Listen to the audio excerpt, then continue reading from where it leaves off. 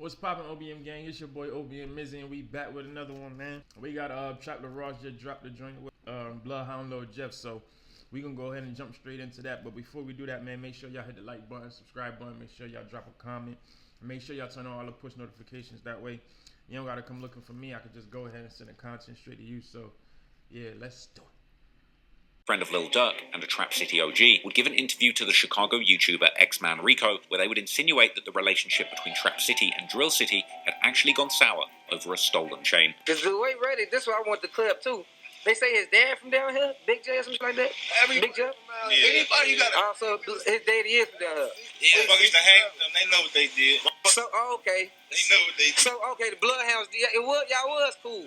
Everybody that got a That was my homie. He stole the chain, bro. We tried like took it. He stole my own chain. Who was that? South Jackson? No. My man right there with them no teeth. He ain't jacking that shit. He ain't feeling that. He been waiting to tell niggas about that shit. One of the other guys. This one of the other. This other one. I was letting him wear the J. He come back like he got into a high speed with 12. Man, saying he lost it. You know what I'm saying? Mm-hmm. That's how my they look. Bro. But that's the oldest shit in the book, man. What I'm saying, like, you new niggas coming outside, like, that's some old ass shit. Ain't nobody falling for that shit no more. Oh yeah, gang, let me see the swim, let me see the blick. 2 days later, I got chased, gang. The police was chasing me, I had to toss it. That shit old as hell. You know how many niggas done died behind that shit? That same story. You know how many niggas died behind that story? That shit old as hell. And then you talking about a chain, nigga. What the police got chasing you got to do with my chain, bro? If you have my chain on, what do the police got to do? Chasing you got to do what you having my chain. You took my chain off and threw it. The fuck? That shit don't even make sense. You better off just taking, like, robbing a nigga for this shit. Cause now you gonna have to be on point anyway. Cause if you tell a nigga that, okay, now, all right, pay me for it. They chased you, cool. Pay me for my chain. Now you don't pay me, it's war anyway. Now you gotta live with, am I on your ass? You know what I'm saying? Like, you already gotta live with that conscience, cause you don't wanna come around me, cause you don't know if I'm gonna get up on you before you get up on me. Cause I'm already thinking like you played me. Damn, do he know I played him? He gonna try to smoke me, you know what I'm saying? So you already gotta live with that on your conscience. So you might as well just take the shit from the nigga. If you want his chain, go take it. At least you know it's smoke now. You get what I'm saying? All that, oh, I got chased by the police, shit, all that shit'll get you killed quicker than you taking it from a nigga, I guarantee it. If you want something from somebody, take it from somebody. Cause if you steal it from him, I guarantee you probably will die faster, cause you're gonna be thinking that he's stupid. If he play it right and be like, nah, it's cool, bro. Rock you to sleep and you thinking it's sweet, nah, he could backdoor you. You feel me? The whole time he know you played him, but he played it so cool. He played it better than you. You thinking you good. If you want something, just take it, bro. I'm not condoning it. I'm just saying. I'm not telling nobody to go do nothing. I'm just saying it's better than stealing it from a nigga. You probably have died faster. I ain't gonna lie. Yeah. You know what's crazy? Yeah. You know Jake Boogie, like Jake like Boogie. underdogs. That's how shorty. Like, I was in the field and this kid. Like this little brother, like on battle. I don't know how this gonna play out. They say he ain't claiming the hood still. But he Trap City. That's what I'm saying. That's where Like, he's from. that's all weird, bro. And you over Saturday night blood. Like, you can't. But we already know Trap City and Drill City was the same. Lucky and Water. Like, that's our family. So that chain incident really split it up?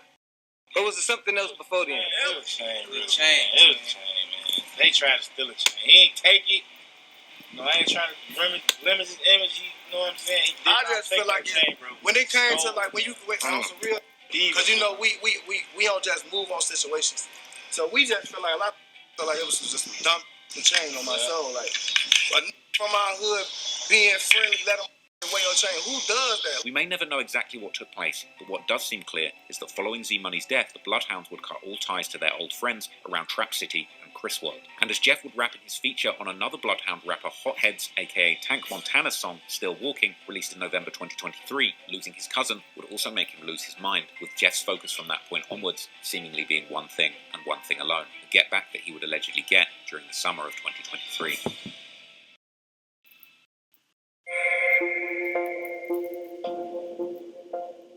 When it comes to Lil Jeff and his alleged bodies, the rumours and theories tend to range from the absurd, suggesting that he's truly a demon catching all of these bodies, to pretty much complete denial that he ever killed anyone at all. But there's no doubt to me that Jeff was really in these streets though, with several videos circulating on Q50's Instagram years later showing that by 2024, Lil Jeff was indeed a hardened gangster riding around the city, constantly strapped with guns, ready to kill at a moment's notice. However, it would seemingly be a process of several years before he would become the hardened gang member he was known as today. In one of the earliest YouTube videos covering Jeff's alleged bodies, his rumoured murder spree stretches all the way back to September 2014, with his first alleged body supposedly being an 18-year-old who went by the name Mally Marl, real name Kamal Burton, who was allegedly affiliated with the A-Tray mob. Although the murder itself would take place in the far south side in the Old Geld Gardens community, at the time Jeff would have barely been a 12-year-old boy, seemingly gifted in basketball. He would have been spending most of his days training for a career in the sport. Also, according to a CPD spokesperson, Marl was approached by two men who then opened fire. The idea of a scrawny 12-year-old Jeff being mistaken for a grown man in this case sounding pretty unlikely. But for further context, even Jeff's own brother Boogie would have still only been 16 years old at the time of Marl's murder, albeit he would arguably always look older than his age. In more time, we'll likely learn much more about Jeff in his younger years.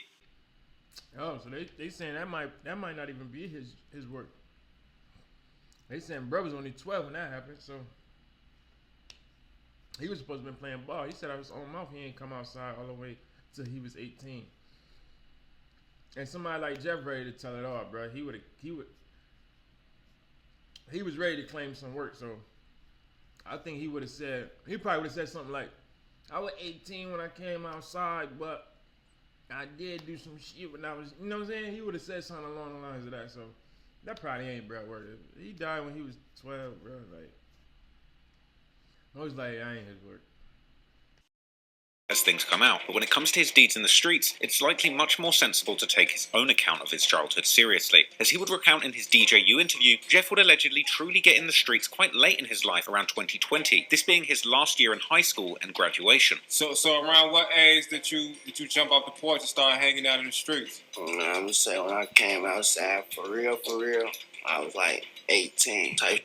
Okay. I just turned like 18. However, this certainly doesn't mean that Jeff's childhood was normal by any of broader society's standards, as Jeff would also open up to DJU, saying that his father was not in his life growing up, as he too, quote-unquote, stood on business. This perhaps being a reference to Jeffrey Harris Sr.'s alleged time in the streets with the 068 C Block. Let's say back then he wasn't around. So I was acting weird as shit. You know what I'm saying? But it's cool.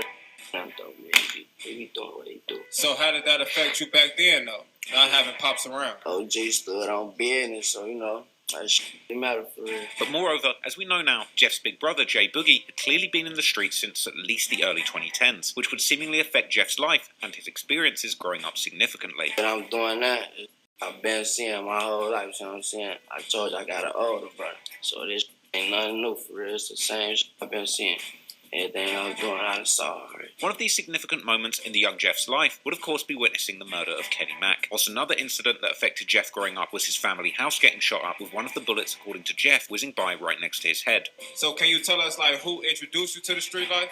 My brother. Your older brother, right? Yeah. Okay. And how was he showing you the ropes? Let me tell you, my crib got shot up when I was like 14. I was some stupid. The bullet that flew like right past my face. They had shot the back and the front. Then they blew the car and set that on fire. It was bust. I ain't gonna lie, it was going on. They almost hit me, though. You know what I'm saying? Though, shit like that. They play a part. I was type of just seeing that shit every day. I was seeing it every day, you know what I'm saying? So like everything they was, I was seeing that shit all the time. Just like I'm doing right now.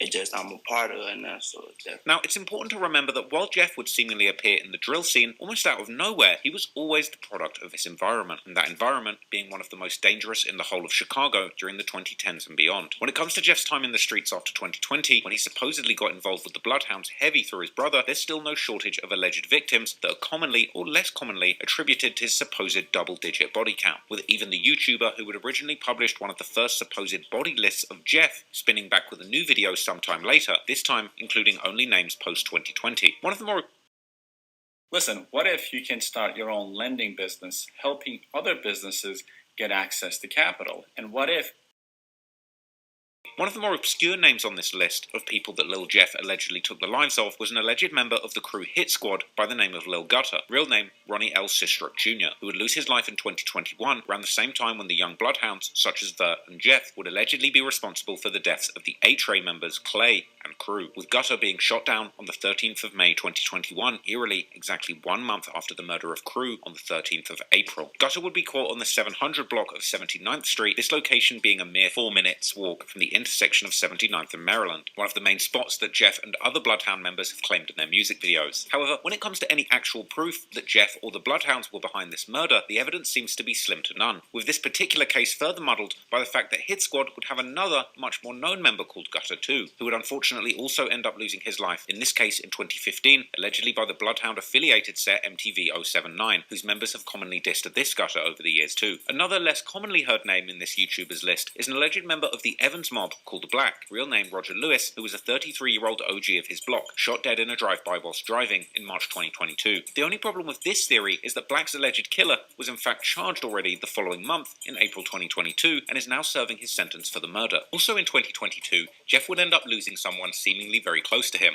a man named Jamarian Loston, better known in the streets as J-Mo, who was allegedly part of the 06679 Alliance. There are some rumours that claim that it was this murder that motivated Jeff to catch his first body as revenge, this victim getting allegedly caught outside of a corner store or gas station, as Jeff and other Bloodhounds have implied in several songs. Later on, there would also be some rumours surfacing online that Jeff was supposedly even carrying out contract killings all the way in Milwaukee, with one Chiracologist dropping a picture in the comments of Jeff hanging out with some alleged local gang members from Milwaukee, with this picture being from a music video of the rappers Ghost, 53206, Super Throwed Fei Fei, and K-Rax called Plenty Missed Calls, released in July 2023. This outfit actually being the very same one that Jeff is wearing in his music video for the song N-Words B12, released on March 2023. In fact, even now, K-Rax still seemingly has Jeff as his profile picture on Instagram, which he likely changed following Jeff's death. Jeff and the other Bloodhounds would also later make several references to doing contract killings and to Milwaukee, with JB Bin Laden rapping in the song Run But Can't Hide that also features Lil Jeff how the Bloodhounds have blood for hire, meaning that they're selling hits too. Whilst Jeff himself would also rap in the song LA Freestyle how someone tripped and got killed and how he's in Milwaukee like the NBA team, the Milwaukee Bucks. Q52 would claim in the leaked song BH4L how people know that he has bodies from state to state and that he's clapping people in Milwaukee for money. However, while some people on Reddit swear that this is a fact, there seems to be very little actual proof to back up these claims, and it appears that when it comes to the more plausible rumours, these will begin not long after the death of Z-Money in March 2023, with one of the first alleged victims of Jeff following Z-Money's murder being a young man called Lil Pooh, real name Pierre Boozer Jr., who hailed from Jeff's old stomping grounds, being allegedly part of the Flipside set who repped the 93rd Street. However, Pooh was seemingly well affiliated in the East Side, with his brother allegedly being part of the 95 mob located in the Princeton Park neighborhood, while Pooh was also, according to some, allegedly affiliated with none other than Trap City, with him even having 067 in his Instagram profile name. However, there's very little to be shown about his affiliations on his social media. To the contrary, there's more to be shown about Pooh's connection with the Bloodhounds, although the reason behind these connections could be either affiliation or rivalry. Whatever the case, at the time of his death, Pooh was seemingly living far away from Flipside, Trap City, or Drill City, all the way outside of the borders of Chicago on the 1800 block of 223rd Street in the community of Sauk Village. There, on the 9th of April 2023, a few weeks after the death of Z-Money, police would respond to reports of shots fired and find an unresponsive Pooh laying on the front lawn of his home with multiple gunshot wounds, and his death would soon be ruled a homicide. Unfortunately, it seems that from the beginning, the police had very little to go on to solve Pooh's murder, and they would end up reaching out to the public in the hope that they would receive some clues or witnesses might step forward, but these clues would never seemingly materialize, and this murder remains unsolved. However, in this case, there are several examples of Lil Jeff seemingly claiming responsibility for Pooh's murder. For example, on the 9th of April 2024, the French Chicago drill... Man, Trap Laross damn sure know how to stretch a video, don't he? I ain't gonna hold you, gang.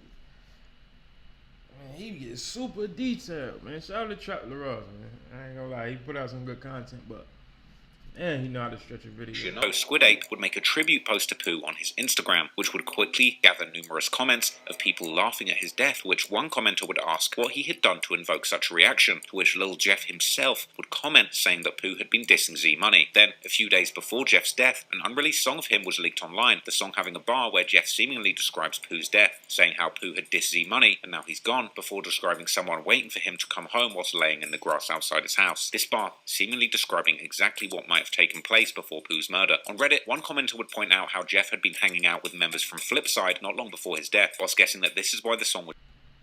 Lil Jeff was with him last week. He grew up dead. This is probably why he didn't release the song. Lil Pooh did Z Money because he was close with Trap City.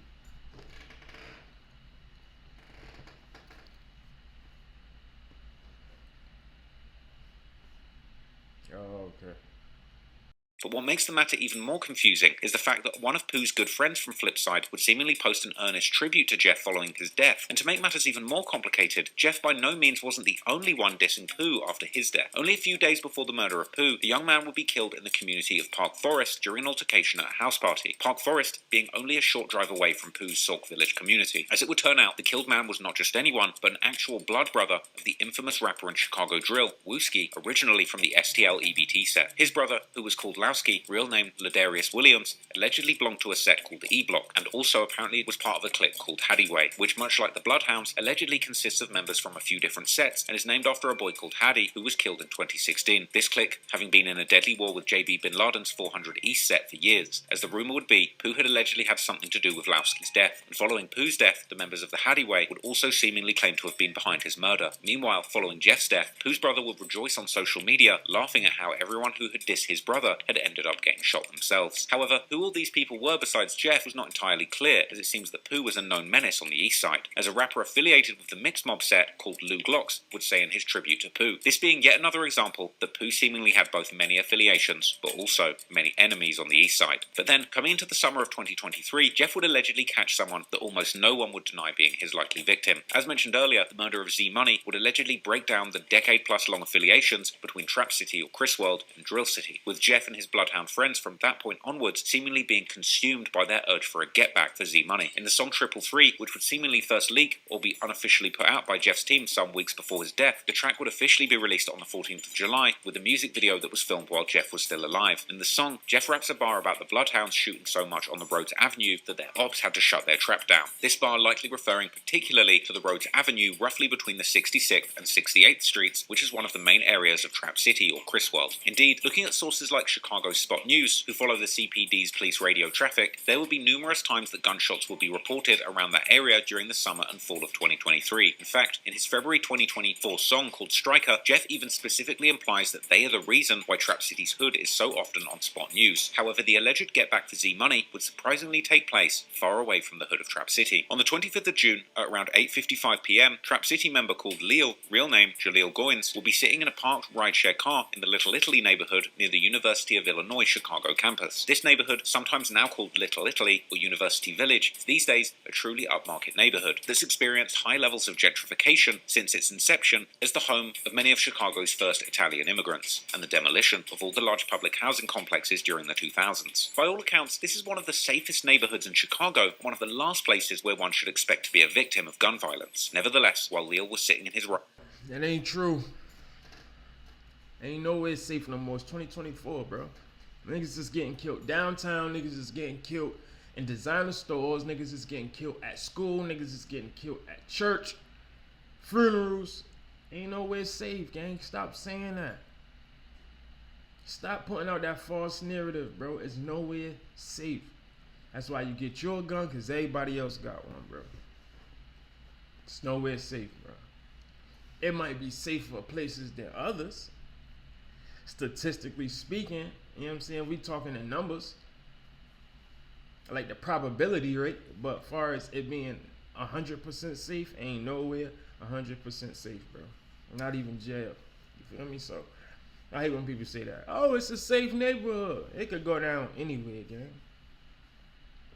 1300 block of West Taylor Street, someone would approach the car on foot and open fire through the rear passenger window, shooting inside the car numerous times before running away. The rideshare driver would immediately take off and drive the seriously wounded Leal to the nearest hospital, which was less than a mile away, but by that time it would already be too late and Leal would be pronounced dead upon arriving at the hospital. The local ABC 7 News would be at the scene later that night and the next morning, interviewing the locals who had witnessed the shooting, with one of them explaining how the police may have counted 8 shots on the car window, but she claimed to have heard more than 20. This perhaps said something about the type of gun that was used in the shooting.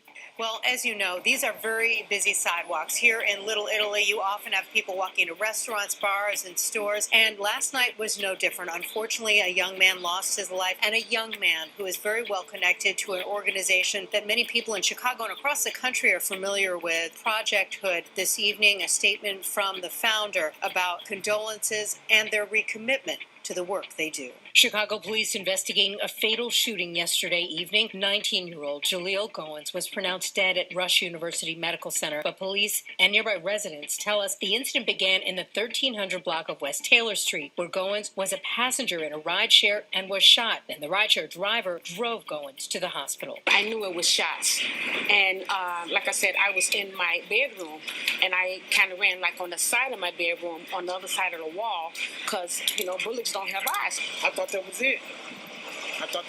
This woman was outside to meet someone. She tells me she was looking down at her phone, then heard the shots. She thought she had been shot, but she had not. I'm down there on the ground crying and shaking and stuff. Pow, pow, pow. They said it was like 8 shots. No, I believe it was more than 20. Pastor Corey Brooks confirms Goins was the son of an employee at Project Hood, releasing a statement saying in part, "Today, we are not just..." Yeah, if you don't know, the media do lie. Especially if it's in a nice neighborhood. The media don't want to scare the civilians, the good civilians, away from that neighborhood. So if something that usually don't happen in that neighborhood happens, it's likely for the media to dub it down. You know what I'm saying? If they know 50 shots went off, they might just be like, oh, it was about 7 to 8 shots. Lying, gang, because they don't want to scare the white people. You know what I'm saying? Let's keep it 100, keep it gangster. You know what I'm saying? They don't want to scare the lawyer or the doctor who got the penthouse upstairs from where the crime or the murder went down at. You feel what I'm saying? So they just might dub it down a little bit, but that's why she like, nah, it was 20 shots. That wasn't no 8 shots. Yeah, that's because the media lied, gang. Or sometimes they give a press conference. The chief might give a press conference and he might cap on there a little bit. You feel me? They do that shit a lot. Organization, we are a family mourning the loss of a young life taken far too soon. I'm still processing it because I'm still shaking. It's scary. You know, we should be able to walk out our door, walk to get something to eat. Did you know this about Tesla Solar Roof? This company is looking for homeowners to try out these brand new panels. Get this. Walk to get the newspaper. Stuff is happening everywhere, but something definitely needs to be done about the crime. Pastor Brooks tells us that Goins was a son of their executive assistant as well as a brother of their youth manager. In his statement, he went on to say, this reminds us of the need to stand together against gun violence. As for the investigation, Chicago police tell us at this point, no one in custody, no motive. Following the incident, the rideshare driver too would open up about his traumatic experience, explaining how Leal had likely passed away already during the short drive to the hospital. The rideshare driver whose passenger was shot to death in his car near UIC is opening up about the traumatic experience. 19-year-old Jaleel Goins was shot after getting into Robert Smith's car on Sunday night. Smith says he hit the gas when someone standing outside of the car started shooting. He rushed Goins to the hospital where he was pronounced dead. I was running stop signs and intersections to get away. So at one intersection, I had to stop because there was a car coming through, and then I turned to him and said, hey, I'm going to take you to the hospital. And he said, okay. Then the next time I stopped, I had to stop at a light because there was 2 cars coming through the intersection, so I couldn't run it immediately. I looked back then, and he wasn't moving anymore. Police have not made any arrests in this shooting. The very next day, on the 26th of June, Jeff, together with JB and Q50, would drop their remix to Lil Yachty's popular track Coffin, reusing the beat and making their own version of the song with the same name. The song and music video had obviously been made a long time before Lil's death, but the timing of the drop is still pretty interesting given the title of this track, Coffin. And the music video for Coffin begins with Q50 showing an old video of Z Money to the camera as the title of the song is placed on top of it, and the video ends with Q50 making a Z hand sign to the camera, showing that the death of Z Money was certainly playing a major role in their lives at this point, while in the lyrics, Lil Jeff largely continues his usual antics, talking about toting switches and Dracos and killing his ops with face shots, as well as saying how their ops are sneak dissing and throwing subliminals, before ending his verse by saying how he might rob a rapper next while showing 2 bust-down watches fully flooded with diamonds on his arm. The implication seemingly being that Jeff was already deep in his habit of robbing people of their watches at this point, with him even rapping that he might rob a rapper that just signed a record deal. And for the record, these watches are serious licks. These aren't vintage Datejust that we're talking about. The 2 watches being shown off in this video are serious pieces. One is an iced out Rolex Day-Day, which would be worth at least $33,000, if real, and the other appears to be a fully iced out Audemars Piguet Royal Oak chronograph with Arabic numerals. Now, I'm not saying that this watch is definitely fake, but I did do a lot of digging and I couldn't find a single listing for an AP in two-tone with the same dial layout and the Arabic numerals like the one Jeff's wearing in this video. Like, I couldn't find one at all. It doesn't exist. But I did find very similar configurations to the watch that Jeff's wearing, going for around $50,000 to $70,000. Perhaps it's an AP that's been customized, or perhaps it's fake, as I did find a very similar looking fake one for less than $600. But anyway, after dropping the song Coffin, Jeff would take a few months long hiatus from dropping new music, but he would still remain active on social media. During one Instagram live from this period that's still available online, Jeff describes how they are the reason their ops are dead or in a wheelchair, before Q50 notices someone who appears to be from Trap City commenting on the live how Jeff and Q50 are sharing the same Marnie mask, to which Q50 reacts by beginning to clap his hands, while putting on a smile that can only be described as devious, giving Jeff a run for his money for the #1 joker of Chirac. We the reason the other day in a wheelchair they got shot or they brought a mag. Hey, who you talking about, boy? Hey. So we was just talking on the phone, we was just cool, so who the fuck you talking about? The Marshall Watch. They said we sharing a Marnie mask, a first grade mask that we, you know, that's the hat. What the fuck is that? That's the hat. It's just like this. The clapping of hands would eventually become somewhat of a trademark for Q50 when referring to killing ops or getting back for Z Money. Y'all move out here. Everybody probably see y'all got the Z Money tattoo on your face. It's probably real noticeable. You know that. You see, that's that get back for my man. That's that get back for my man. Get back for my man. Y'all basically let us know who that too. We see y'all keep his name alive and chance y'all again. That's cuz. That's our cousin, folks. And first cousin. You see photos, he don't spend that real sandbox, baby. Cut him face. You see that? Hey, look, relentless. It's brothers. That's that. Look. Hey, look. Man, it's just fucked up because that nigga ain't even really have a career, man. We're not gonna watch this whole thing, man. Chocolate Ross, this bitch 3 hours long. If y'all, drop some comments. Let me know, if y'all want another video on this. I'll do like 1 or 2 more. But this bitch long as hell. Y'all wanna go see it? Y'all can go watch it. Chocolate Ross dropped it. You know what I'm saying? He got a lot of good content over there. But man, Lil Jeff, man, rest in peace to him. You know what I'm saying? Like, Brian had no long career, gang. It seemed like as soon as I found out about him, as soon as I started hearing about him, he was gone. You feel me? But I had to do the video on him. It was big talks about him being the next Vaughn or whatever the case may have been. As y'all can see, this type of shit don't end well, gang. Like, bruh, you died on a drill. You had a promising future ahead of you. You know what I'm saying? You was crushed when DJU mentioned bright futures, gang. You asked him, "Well, I don't got a bright future. You don't think I got a bright future?" Because you knew you was on some other shit, gang. You know what I'm saying? I know how it is. Don't get me wrong. I understand, but you had a way out, Flea. You had a way out. You know what I'm saying? So a lot of niggas would give a limb to get the shots you had. So you were supposed to take advantage of that. But again, man, rest in peace to him, man. I'm gonna get up out of here. It's your boy OB and Mizzy, and we out.